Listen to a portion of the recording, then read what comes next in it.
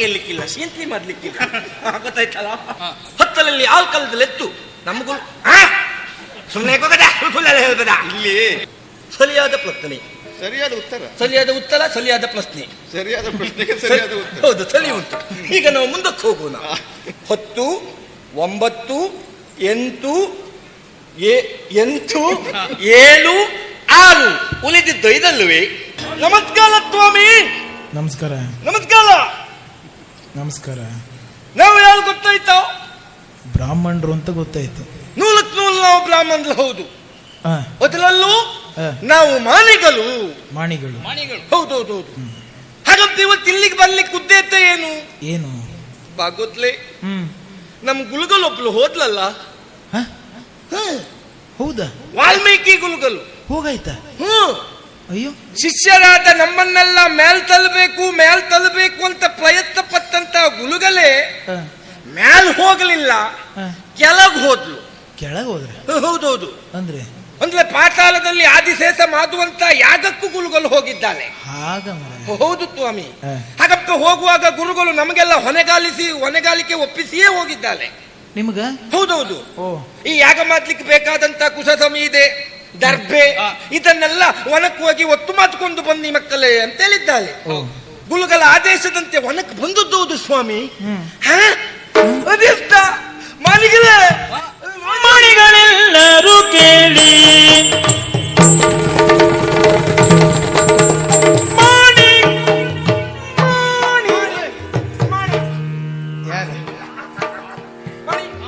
ಮಣಿಗಳೆಲ್ಲರೂ ಕೇಳಿ, ಬಂದ ಪ್ರಾಣಿ ಯಾವುದು ನೀವು ಬೇಡಿ, ಬಂದ ಪ್ರಾಣಿ ಯಾವುದು ನೀವು ಬೇಡಿ.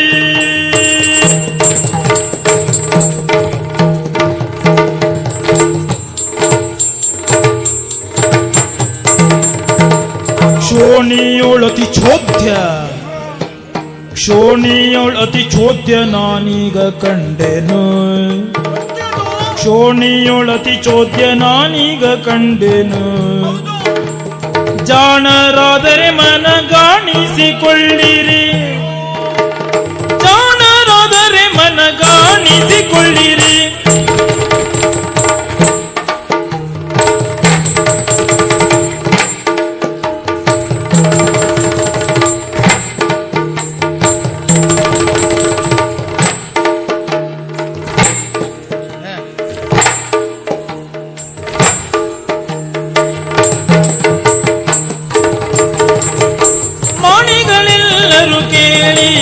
ಬಂದ ಪ್ರಾಣಿ ಯಾವುದು ನೀವು ಬೇಡಿ.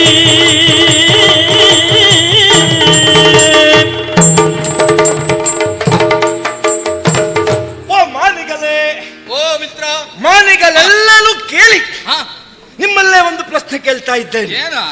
ಓ ಆ ಕಡೆ ನೋಡಿದ್ಲ? ಆ ಕಡೆ ನೋಡ್ತಾ ಇದ್ದೇನೆ. ಒಂದು ಪ್ರಾಣಿ ಹಾಕದೆ ಈ ಕಡೆ ಸುತ್ತು ಬರ್ತಾ ಉಂಟು. ಹೌದು ಮಾರಾಯ, ಸರಿಯಾಗಿ ನೋಡಿ. ನೋಡ್ತಾ ಇದ್ದೇನೆ. ಹಾಗಾದ್ರೆ ಆ ಪ್ರಾಣಿ ಯಾವುದು? ಪ್ರಾಣಿ ಯಾವುದದು? ನಿಮ್ಮ ಹತ್ರ ಕೇಳುವುದು ಯಾವುದು? ಅದು ಕತ್ತೆ ಇರಬಹುದೇ? ಸುಳ್ಳು ಹೇಳಬೇಡುವ. ಯಾಕೆ?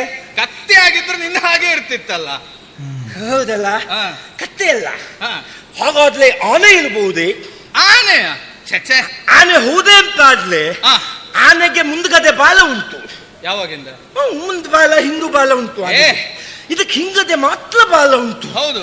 ಹಾಗಾದ್ರೆ ಈ ಪ್ರಾಣಿ ಯಾವುದಿರಬಹುದು? ಯಾವುದಿರಬಹುದು? ಅದು ನೋಡ್ಲಿಕ್ಕೆ ಹೇಗೆ ತೋರ್ತದೆ? ಹೊತ್ತಿದೆ ಬಾರಿಯ ಮೈಯ, ಅದ ಸುತ್ತಿದೆ ಮಣಿಜಾಲವಯ್ಯ. ಹೊತ್ತಿದೆ ಬಾರಿಯ ಮೈಯ, ಹೊತ್ತಿದೆ ಬಾರಿಯ ಮೈಯ, ಮೈಯ ಭಾರಿಯ ಮೈಯ, ಅದ ಸುತ್ತಿದೆ ಮಣಿಜಾಲವಯ್ಯ, ಅದ ಸುತ್ತಿದೆ ಮಣಿಜಾಲವಯ್ಯ. ಬೆತ್ತವ ಹಿಡಿದಿಯ ಸುತ್ತಣ ಜನಗಳು, ಅವರಲ್ಲ, ಬೆತ್ತವ ಹಿಡಿದಿಯ ಸುತ್ತಣ ಜನಗಳು. ಹತ್ತಿರ ಹೋಗಲು ಬಿಟ್ಟಿಲ್ಲ ಸುಳ್ಳಲ್ಲ, ಹತ್ತಿರ ಹೋಗಲು ಬಿಟ್ಟಿಲ್ಲ ಸುಳ್ಳಲ್ಲ.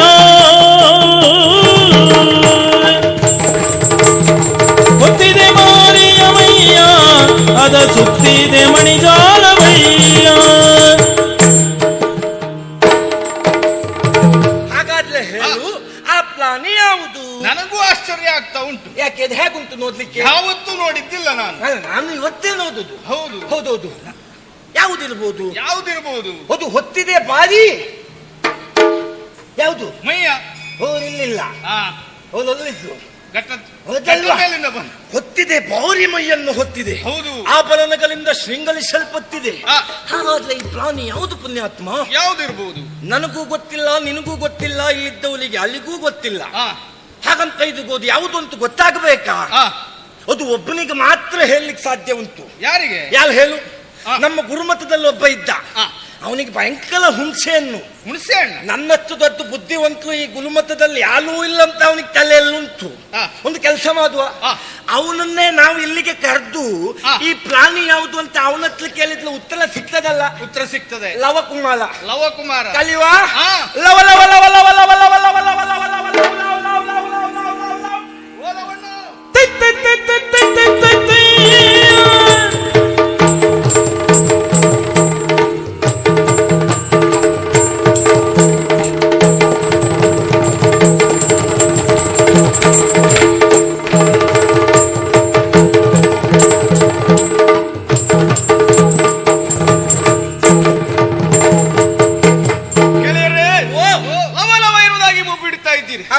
ನಿಮ್ಮ ಮುಖವನ್ನು ನೋಡಿದಾಗ ಏನೋ ಕುತೂಹಲ ಉಂಟು, ತಿಳಿದುಕೊಳ್ಳುವ ಆಸಕ್ತಿ ಉಂಟು. ಅದು ಹಾಗೆ. ಯಾಕಪ್ಪ ಬಿಡ್ತಿದ್ರಿ?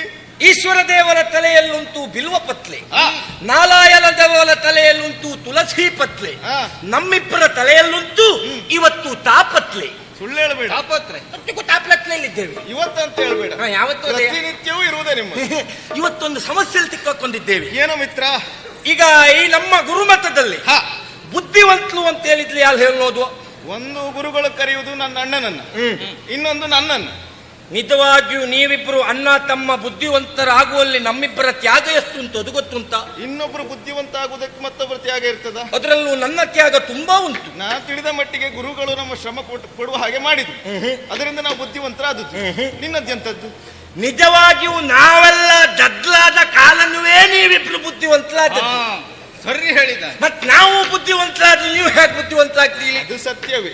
ಯಾಕಂದ್ರೆ ದಡ್ಡರಿರುವ ಕಾರಣ ಇನ್ನೊಬ್ರು ಬುದ್ಧಿವಂತರನ್ನು ತೋರಿಸಿಕೊಳ್ಳಬಹುದು. ಅದರಲ್ಲೂ ಉಂಟಲ್ಲ, ಗುರುಗಳು ಹೇಳಿದ ಮಾತನ್ನು ಸರಿಯಾಗಿ ಅನುಸರಿಸಿದ ವ್ಯಕ್ತಿಯಾಲು ಕೇಳಿದ್ರೆ ಈ ಗುರುಮಠದಲ್ಲಿ ನಾ ಮಾತ್ರ. ಯಾವ ವಿಚಾರದಲ್ಲಿ? ಈಗ ಗುರುಗಳು ನಮ್ಗೆ ಕಲಿಯುವಾಗ ಏನ್ ಹೇಳ್ತಾಳೆ? ಏನು? ಮಕ್ಕಳೆಲ್ಲ ತಾಳ್ಮೆ ವಹಿಸಿಕೊಂಡು ಕಲಿಯಬೇಕು, ತಾಳಿದವನು ಬಾಲ್ಯ ಅನ್ನುವಂತ ಗುರುಗಳೇ ಹೇಳಿದ್ದು. ಗುರುಗಳ ಮಾತಿಗೆ ಹೋಗುತ್ತಂತ ನಾನು ಒಂದೊಂದು ತರಗತಿಯಲ್ಲಿ 5-5 ವರ್ಷ ಕೂತ್ಕೊಳ್ತಿದೆ ಗೊತ್ತುಂಟ. ಇದಕ್ಕಿಂತ ತಾಳ್ಮೆ ಬೇಕಾ? ಗುರುಗಳು ಹೇಳಿದ ವಿಚಾರ ಸತ್ಯವೇ, ಆದ್ರೆ ತಾಳ್ಮೆ ಬೇಕು.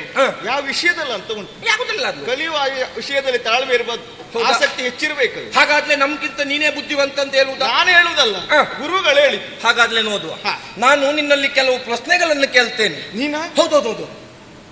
ನಾವು ಕೇಳುವ ಪ್ರಶ್ನೆಗೆ ನೀ ತೊಲಿಯಾಗಿ ಉತ್ತರ ಕೊಟ್ರೆ ನಿನ್ನನ್ನು ಬುದ್ಧಿವಂತ ಅಂತ ನಾವು ಒಪ್ಕೊಳ್ತೇವೆ. ನೀನ್ ಹೇಳಿದ ಅರ್ಥ ಮಾಡ್ಕೊಳ್ಳೋದಕ್ಕೆ ಕಷ್ಟ ಆಗ್ತದೆ. ನೋಡುವ. ಇದು ನನ್ನ ಮೊದಲನೇ ಪ್ರಶ್ನೆ.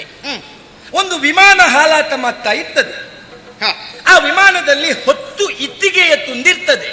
ಈಗ ವಿಮಾನದಲ್ಲಿ ಇಟ್ಟಿಗೆ ಎಲ್ಲ ಹಾಕಿದ್ರ? ಎಂತ ಬೇಕಾದ್ರೂ ಹಾಕಿ, ನಮ್ಮ ಪ್ರಶ್ನೆ ಮುಖ್ಯ. ಆ ಹೊತ್ತು ಇಟ್ಟಿಗೆ ತುಂದಲ್ಲಿ ಒಂದು ಇಟ್ಟಿಗೆ ಕೆಳಗೆ ಬಿದ್ಲೆ ವಿಮಾನದಲ್ಲಿ ಎಷ್ಟು ಇಟ್ಟಿಗೆ ಉಳಿಯಿತು? ಒಂದು ಇಟ್ಟಿಗೆ ಕೆಳಗೆ ಹೋಗುದು. ಹೌದು, ಹೊತ್ತರಲ್ಲಿ ಉಳಿಯುವುದು 9 ಅಲ್ವನ್ನ? ಸರಿಯಾದ ಪ್ರಶ್ನೆ, ಸರಿಯಾದ ಉತ್ತರ, ಸರಿಯಾದ ಉತ್ತರ, ಸರಿಯಾದ ಪ್ರಶ್ನೆ, ಸರಿಯಾದ ಪ್ರಶ್ನೆಗೆ ಸರಿಯಾದ ಉತ್ತರ. ಹೌದು, ಸರಿ ಉಂಟು. ಈಗ ನಾವು ಮುಂದಕ್ಕೆ ಹೋಗೋಣ. ಹೌದು, ಈಗ ಗಣಿತ 10ರಲ್ಲಿ ಆಲ್ಕಾಲದಲ್ಲಿ ಎಷ್ಟು? 10ರಲ್ಲಿ 6 ಕಳೆದ್ರೆ ಎಷ್ಟು? ನಿಮಗೆ ಗೊತ್ತಿಲ್ಲ ಅಲ್ವಾ? ನಿಂಗೆ ಗೊತ್ತುಂಟ ನೋದುವ. 4. ತಪ್ಪು ಉತ್ತರ. ಅದು ಸರಿಯಾದ, ಇದು ತಪ್ಪಾಗುದು ಹೇಗಾದ್ರು? ಓ, ಆ ವಿದ್ಯಾರ್ಥಿಗೆ ಗೊತ್ತುಂಟೆ? ಗೊತ್ತಿದ್ಲೆ ಎದ್ದು ನಿಂತ್ಕೊಂಡು ಹೇಳು. 10ರಲ್ಲಿ ಆಲ್ಕಾಲದಲ್ಲಿ ಎತ್ತು ನಮಗೂ ಸುಮ್ಮನೆ ಹೇಳ್ಬೇಡ. ಇಲ್ಲಿ ನಿನ್ನಷ್ಟು ದಡ್ರಿ ಯಾರು ಇಲ್ಲ ಅಂತ ಸಾಬೀತಾಯ್ತಲ್ಲ. 10ರಲ್ಲಿ ಆಲ್ಕಲಿದ್ಲೆ 5. ಇದು ಹೇಗೆ ಮರಿಯ? ಹೌದಲ್ಲ, ಸರಿ, ಪಾಠಕ್ಕೆ ಎಲ್ಲಿಲ್ಲ. ಇದು ಯಾವ ಶಾಸ್ತ್ರದಲ್ಲಿ ಬರ್ತದೆ? ನೋಡುವ, ತಮ್ಮ ನಿತ್ಕೋ, ಕೈ ಮೇಲೆ ಹೀಗೆ ಮಾಡು. ಕಲಿಯುವಾಗೆಲ್ಲ ಒತ್ತು ಸೇರ್ಕೊಂಡು 10, 9, 8, 7, 6 ಉಳಿದಿದ್ದು 5 ಯಾವ ಪುಸ್ತಕದಲ್ಲಿ ಬರ್ತಿದ್ದು? ಅದು ಪುಸ್ತಕದಲ್ಲಿಲ್ಲ, ನನ್ನ ಮಸ್ತಕದಲ್ಲೇ ಉಂಟು. ಮಸ್ತಕದಿಂದ ಹೊರಗಾಕದೊಳದಾಯ್ತು. ಸರಿ ಉಂಟು ಪ್ರಶ್ನೆ. ಆಮೇಲೆ 4ರಲ್ಲಿ 4 ತಗ್ಲೆ ನಾಲ್ಕಲ್ಲಿ ನಾಗತ್ತ ಹೇಳಿದ್ರೆ ಉಳಿಯುವುದು ಶೂನ್ಯ ಅಲ್ವಾ? ಸರಿಯಾದ ಪ್ರಶ್ನೆ, ಸರಿಯಾದ ಉತ್ತರ. ಮುಂದಕ್ಕೆ ಹೋಗುವ ನಾವು. ನಾನೊಂದು ಕೇಳ್ತೇನೆ, ಹಾ. ನೀವು ಸ್ವಲ್ಪ ಸುಧಾರಿಸಿ. ಆಯ್ತು, ಕೇಳು ಕೇಳು. ಸರಿಯಾದ ಉತ್ತರ ಕೊಟ್ಟನಲ್ವಾ? ಗಟ್ಟಿ ಪ್ರಶ್ನೆ ಕೇಳ್ತೇನೆ. ಆಯ್ತು ಆಯ್ತು. ನೀನ್ ಗಟ್ಟಿ ಕೇಳಿ ನಾವು ಗಟ್ಟಿ ಮಾಡಿ ಕೇಳ್ಕೊಂಡ್ರೆ ಗಟ್ಟಿ ಪ್ರಶ್ನೆ ಕೇಳ್ತೇನೆ. ಕೇಳಿದಂತ ಕೇಳ್ತೇವೆ. ಈ ಕೆಲವೊಂದು ಮದುವೆ ಸಮಾರಂಭಗಳು, ಶುಭ ಸಮಾರಂಭಗಳು ನಡೀತದೆ. ಹೌದು. ಅಂತ ಶುಭ ಸಮಾರಂಭಗಳಲ್ಲಿ ಬಾಳೆ ಗಿಡವನ್ನು ಯಾಕೆ ಕಟ್ತಾರೆ? ಜಟಿಲವಾದ ಪ್ರಶ್ನೆ. ಯಾವುದೇ ಪುಸ್ತಕಗಳನ್ನು ಓದುವುದಿಲ್ಲ, ನಕಾರಾತ್ಮಕ ತಂತ್ರಗಳಿಗೆ ಅವಕಾಶ ಇಲ್ಲ. ತತ್ತಂತ ಬಾಳೆ ಹೇಳಿ. ಗಿಡವನ್ನ ಯಾಕೆ ಕಟ್ಟುತ್ತಾರೆ? ಕಟ್ಟುವುದ? ಹೌದು, ತಟ್ ಅಂತ ಹೇಳಿದೆ. ಅದು ಶೃಂಗಾರಕ್ಕಾಗಿ, ಸ್ವಾಗತಕ್ಕಾಗಿ. ಇವು ಒಳ್ಳೆಯವ. ನಾನು ಒಳ್ಳೆ ಯಾಕಂದ್ರೆ ನಿಮ್ಮೊಟ್ಟಿಗೆ ಇರುವುದಲ್ಲ. ಉತ್ತರ ಗೊತ್ತಿಲ್ಲ ಅವನಿಗೆ. ಹೇಳು, ನೀನೇ ಹೇಳು ನೋಡುವ. ಬಾಳೆ ಮರವನ್ನು ಯಾಕೆ ಕಟ್ತಾರೆ? ಅದು ಬೀಳಬಾರ್ದು ಅಂತ ಕಟ್ಟುವುದಲ್ಲ. ಸರಿ ಉತ್ತರ. ಸ್ವಲ್ಪ ಪುಣ್ಯಾತ್ಮ ಇರ್ತದಲ್ಲ. ಅದಕ್ಕಾಗಿ ಇಷ್ಟು ಸಿದ್ಧ ಮಾಡಿದ್ದು ಆಶ್ರಮವನ್ನು. ನನ್ಗೆ ಇನ್ನೊಂದು ಪ್ರಶ್ನೆ. ನೀರು ಕಾರಣಕ್ಕೆ ತಾಪತ್ರೆ ಒಂದೆರಡಲ್ಲ. ಹೌದಪ್ಪ, ಗುರುಗಳಿಗೆ ನನ್ನ ಅಡ್ಡಿಲ್ಲ. ತ್ಯಾಗ ಉಂಟು. ಕಬ್ಬಿನ ಗದ್ದೆಗೆ ಒಂದು ಆನೆ ಹೋಗ್ತದೆ. ಆನೆಗೆ ತುಂಬಾ ಹಸಿವಾಗಿರ್ತದೆ. ಆದರೂ ಆನೆ ಕಬ್ಬನ್ನು ತಿನ್ನುವುದಿಲ್ಲ. ಯಾಕೆ? ಅದು ಆರೋಗ್ಯದ ಬಗ್ಗೆ ಜಾಗ್ರತೆ ಮಾಡಿಕೊಳ್ಬೇಕು. ಕಾಯಿಲೆ ಎದ್ದಿರ್ಬೋದು. ಹೇಗೆ? ಆನೆಗೆ ಸಕ್ಕರೆ ಕಾಯಿಲೆ, ಅದಕ್ಕೆ ಅದು ಕಬ್ಬು ತಿನ್ನುವುದಿಲ್ಲ. ಮಂತೆ ಬೇಕು. ಇಲ್ಲಿ ಮುಂದಿನ ಪ್ರಶ್ನೆ. ಮುದುಕಿಯೊಬ್ಬಳು ನದುಕೊಂಡು ಹೋಗುತ್ತಾ ಇರುವಾಗ ಇದ್ದಕ್ಕಿದ್ದಾಗೆ ಸತ್ತು ಹೋಗ್ತಾಳೆ. ಅವಳು ಹೇಗೆ ಸತ್ಲು? ಆರೋಗ್ಯದಲ್ಲಿ ಏನು ವ್ಯತ್ಯಾಸ ಆಗಿರ್ಬೇಕು, ವಯಸ್ಸಾಗಿರ್ಬೇಕು. ಮುದುಕಿ ಅಲ್ವಾ? ಅಲ್ಲ. ಮತ್ತೆ ಉತ್ತರ ನಾ ಹೇಳಲ್ಲ. ಹೇಳು. ಮೊದಲೊಂದು ಪ್ರಶ್ನೆ ಕೇಳಿದ್ನಲ್ಲ, ಮೊದಲು ವಿಮಾನದಲ್ಲಿ 10 ಇಟ್ಟಿಗೆ ಇರುತ್ತದೆ. ಇಟ್ಟಿಗೆ ಒಂದು ಇಟ್ಟಿಗೆ ಕೆಳಗೆ ಬೀಳ್ತದೆ ಅಂತ ಹೇಳಿಲ್ವಾ? ಕೆಳಗೆ ಬಿದ್ದ ಇಟ್ಟಿಗೆ ಅಜ್ಜಿಯ ತಲೆ ಮೇಲೆ ಬಿದ್ದು ಅಜ್ಜಿಯಲ್ಲೇ ಸತ್ತು ಹೋದ್ಲು. ಈಗ ಉತ್ತರ ಬರ. ಅಷ್ಟು ಹೊತ್ತು ತನಕ ಅದನ್ನ ಹಿಡ್ಕೊಂಡಿದ್ದು ಯಾರದು? ಅದೆಲ್ಲ ಕೇಳಲಿಕ್ಕಿಲ್ಲ, ಚಿಂತೆ ಮಾಡ್ಲಿಕ್ಕಿಲ್ಲ. ಗೊತ್ತಾಯ್ತಲ್ಲ? ಆಯ್ತು, ಈ ಪ್ರಶ್ನೆ ಎಲ್ಲ ಬಿದ್ವ. ಬಿಟ್ಟೆ. ಕೊನೆಯದಾಗಿ ಒಂದು ಪ್ರಶ್ನೆ. ಯಾವುದು? ತುಂಬಾ ಬಾಳೆಹಣ್ಣು ಇರ್ತದೆ, ಅದರ ಹತ್ರ ಒಂದು ಮಂಗ ಹೋಗ್ತದೆ. ಮಂಗ ಬಾಳೆಹಣ್ಣು ತಿನ್ನುವುದಿಲ್ಲ. ಯಾಕೆ? ಮಂಗನಿಗೆ ಸಕ್ಕರೆ ಕಾಯಿಲೆ ಈಗ ಇದ್ದಿರಬಹುದು, ಆನೆಗಿದ್ದಾಗೆ. ಅಲ್ಲ ಪುಣ್ಯಾತ್ಮ, ಮತ್ತೆ? ಬಾಳೆಹಣ್ಣು ಮೊನ್ನಿದ್ದು ಅದಕ್ಕೆ ಮಂಗ ತಿನ್ಲಿಲ್ಲ. ಇನ್ನೊಮ್ಮೆ ಪ್ರಶ್ನೆ ಕೇಳ್ತೇನೆ. ನಮ್ ಗುರುಗಳೇ ಹೇಳಿಕೊಟ್ಟಿದ್ದೆ. ಎಲ್ಲ ಗುರುಗಳು ಹೇಳಿಕೊಟ್ಟದ್ದಲ್ಲ, ಕೆಲವೆಲ್ಲ ಅವ ಹೇಳಿಕೊಟ್ಟದ್ದು. ಇನ್ನೊಮ್ಮೆ ಮತ್ತೆ 4 ಬಾಳೆಹಣ್ಣು ಇರ್ತದೆ, 4 ಮಂಗವೂ ಇರ್ತದೆ. ಆದ್ರೂ ಮಂಗ ಬಾಳೆಹಣ್ಣು ತಿನ್ಲಿಲ್ಲ. ಯಾಕೆ? ಹಾಗಾದ್ರೆ ಆ ಮಂಗ ಮಣ್ಣಿದೆ ಇರ್ಬೇಕು. ಸರಿಯಾದ ಉತ್ತರ ಒಳ್ಳೆ ಸಿಂತ್ಲಿ. ಮತ್ತೆ ಆ ಪ್ರಶ್ನೆ ಎಲ್ಲ ಬಿದ್ದಾಕುವ.